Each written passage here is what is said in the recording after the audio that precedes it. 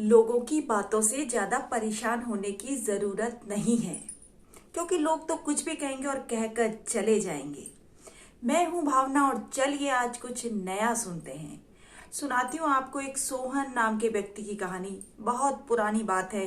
सोहन नाम के इस व्यक्ति के पास एक गधा था जो अब बूढ़ा हो चुका था। उसने अपने पत्नी से कहा, क्यों ना अब हम इस गधे को बेच आएं।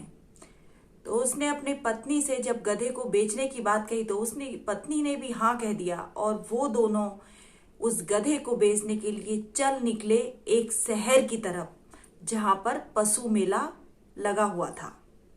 उन्होंने सोचा चलिए कुछ पैसे मिल जाएंगे और हमारा खर्चा चल जाएगा। उस गधे को बेचने के लिए गधे के साथ दोनों पैदल पैदल चल रहे थे और अपना रास्ता तय कर रहे थे।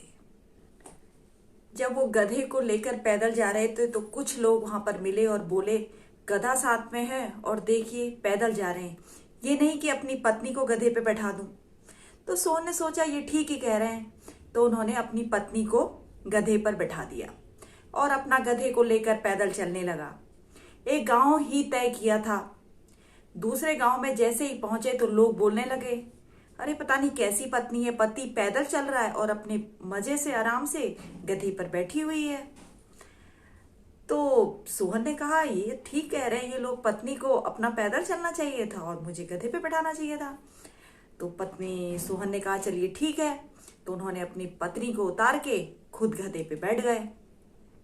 जब कुछ दूर पहुंचे, कुछ आगे पहुंचे, तो लोगों ने कहा पता नहीं कैसा बेवकूफ आदमी है, पत्नी बेचारी पैदल चल रही है और अपना गधे पर बैठा हुआ है।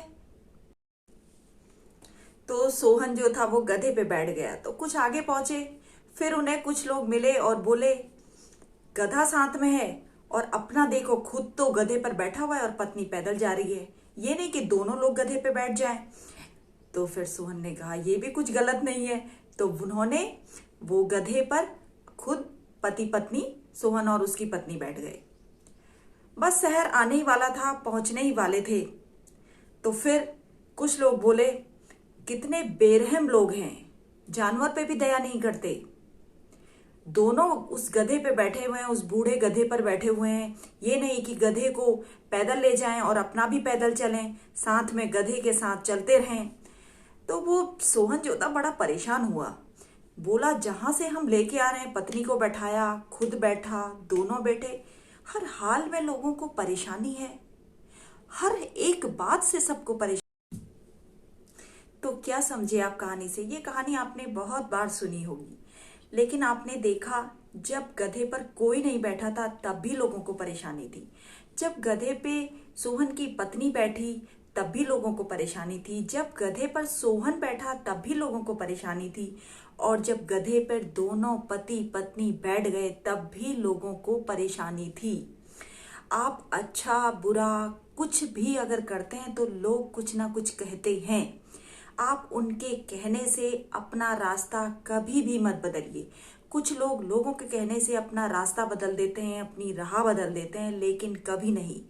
अगर आप सही दिशा की तरफ जा रहे हैं, सही काम कर रहे हैं और अपने लक्ष्य की तरफ धीरे धीरे निरंतर बढ़ रहे हैं, तो कभी भी लोगों की बातों में मत आइए, क्योंकि लोगों का काम है कहना, कुछ तो लोग कहेंगे।